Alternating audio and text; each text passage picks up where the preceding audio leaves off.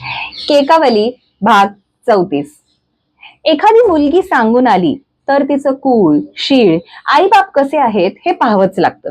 या लौकिक प्रघातानुसार माझ्याकडे पाहून माझ्या अपराधांस्तव माझी कविता कन्यका भगवंत कदाचित कदाचित स्वीकारणार नाहीत अशी शंका उपस्थित करून कवी त्यावर आपली कोटी लढवतात. स्मरोनी कृतमन तुला न कविता वधू स्वीकृती, कराल तरी आयका प्रभू खराच मी दुष्कृती. नमस्कृती पुरस्सर स्वकृती अर्पितो आजिती, दिली रवी सखे तुम्हा जशी नमोनी सात्राजिती.